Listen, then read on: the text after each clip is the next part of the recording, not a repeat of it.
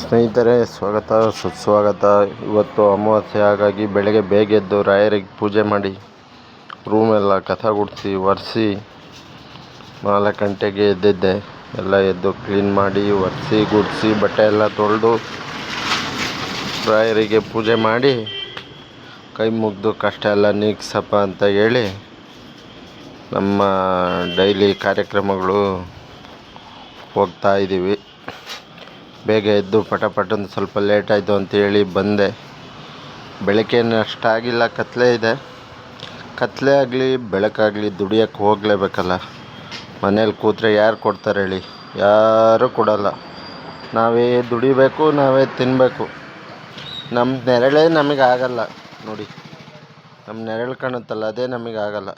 ಹಾಗೆ ಇನ್ನು ನಾವು ಯಾರನ್ನೂ ನಂಬಿಕೆ ಕೂರ್ತರೆ ಆಗಲ್ಲ.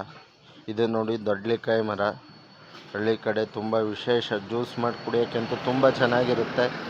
ಮುಂದೆ ಬಂದೆ. ಸ್ವಲ್ಪ ಬೇಗ ಬಂದಿದ್ದರಿಂದ ಫೀಲ್ಡಲ್ಲಿ ಯಾರೂ ಅಷ್ಟು ವಾಕಿಂಗು ಮಾಡ್ತಾಯಿಲ್ಲ. ಫೀಲ್ಡು ತುಂಬ ಫ್ರೀ ಇದೆ. ಬೆಳಗಿನ ಹೊತ್ತು ವಾಕ್ ಮಾಡೋರು ತುಂಬ ಪ್ರಶಾಂತವಾಗಿರುತ್ತೆ ನೋಡಿ. ಯಾರೋ ಒಬ್ಬರು ವಾಕ್ ಮಾಡ್ತಾಯಿದ್ದಾರೆ. ಆರೋಗ್ಯ ಎಷ್ಟು ಮುಖ್ಯ ನೋಡಿ. ಅಜ್ಜಿ ಎದ್ದು ವಾಕಿಂಗ್ ಮಾಡ್ತಾಯಿದ್ದಾರೆ. ಜಾಸ್ತಿ ಜನ ಇಲ್ಲ ಎಲ್ಲ ಮಲಗಿಬಿಟ್ಟಿದ್ದಾರೆ ನೋಡಿ. ಎದ್ದು ಬಂದು ವಾಕಿಂಗ್ ಮಾಡಬೇಕು. ಇಂಥ ದೊಡ್ಡ ಫೀಲ್ಡ್ ಇದೆ. ಸ್ವಲ್ಪ ಎಲ್ಲ ಸ್ಟ್ಯಾಂಡ್ ಎಲ್ಲ ಮಾಡಿದ್ರೆ ಇನ್ನೂ ಚೆನ್ನಾಗಿರುತ್ತೆ. ಸ್ವಲ್ಪ ಕ್ಲೀನಾಗಿಟ್ಟು ನಿಲ್ಲಕ್ಕೆ ಕೂರೋಕ್ಕೆ, ಮಳೆ ಬಂದರೆ ಒಂದು ಸ್ವಲ್ಪ ವ್ಯವಸ್ಥೆ ಮಾಡಿದ್ರೆ ಇನ್ನೂ ಅದ್ಭುತವಾಗಿರುತ್ತೆ. ಕಲ್ಪವೃಕ್ಷ, ಕಾಮಧೇನು, ಆಕಾಶದ ಕಡೆ ಮುಖ ಮಾಡಿದೆ. ಸಂಗೊಳ್ಳಿ ರಾಯಣ್ಣರಿಗೆ ಒಂದು ನಮಸ್ಕಾರ ಮಾಡಿ ಇನ್ನೂ ಸಿದ್ದರಾಮೇಶ್ವರ ಗಾಡಿ ಬಂದಿಲ್ಲ.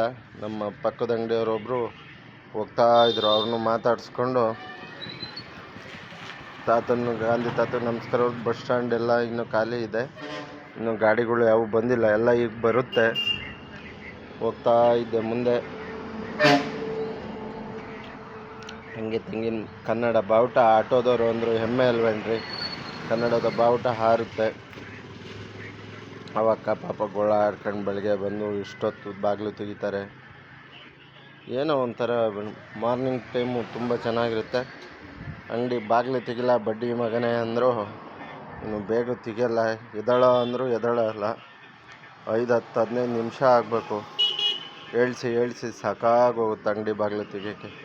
ಎಲ್ಲ ಕೆಲಸಗಳು ಮಾಡಿಕೊಂಡು ಬೇಗ ಈರುಳ್ಳಿ ತರಕ್ಕೆ ಅಂತ ಹೋದೆ. ತಿಪ್ಪಣ್ಣಗೆ ಒಂದು ಸ್ವಲ್ಪ ತಮಾಷೆ ಮಾಡಿದೆ. ತಿಪ್ಪಣ್ಣ, ರಮೇಶಣ್ಣ ಇಬ್ಬರು ಈರುಳ್ಳಿ ಕ್ಲೀನ್ ಮಾಡ್ತಾಯಿದ್ರು.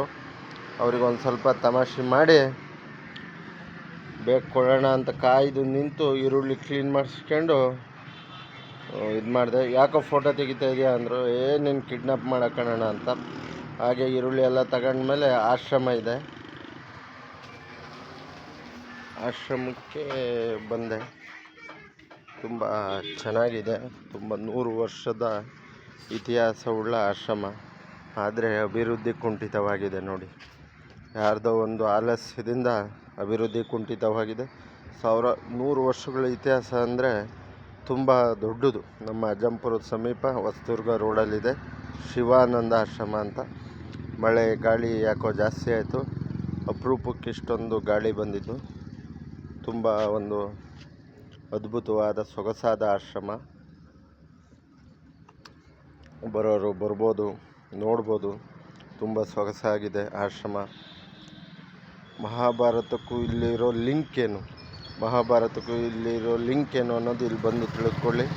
ರಾಯರ ಪೂಜೆಗೆ ಸ್ವಲ್ಪ ಹೂ ತಗೊಂಡು ಬಂದೆ. ಚೆಂಡು ಹೂ ರೈಟು ಮಳೆ ಇಲ್ಲದ ಕಾರಣ ಜಾಸ್ತಿ ರೇಟ್ ಆಗಿದೆ. ಬಂದು ಕಾಫಿ ಕುಡಿದು ನಿಮ್ಮೆಲ್ಲರಿಗೂ ಶುಭವಾಗಲಿ. ಶುಭರಾತ್ರಿ. ರಾಯರು ನಿಮಗೆ ಒಳ್ಳೇದು ಮಾಡಲಿ ಅಂತೇಳಿ, ಶನಿದೇವ ಒಳ್ಳೇದು ಮಾಡಲಿ ಅಂತ ನಿಮಗೆಲ್ಲರಿಗೂ ಆರೋಗ್ಯ ಐಶ್ವರ್ಯ ಕೊಡಲಿ. ತಪ್ಪಿದ್ರು ಕ್ಷಮಿಸಿ. ದಯವಿಟ್ಟು ಕಮೆಂಟ್ ಮಾಡಿ, ಲೈಕ್ ಮಾಡಿ, ಶೇರ್ ಮಾಡಿ. ನಿಮ್ಮ ಪ್ರೀತಿ ಆಶೀರ್ವಾದ ಇರಲಿ.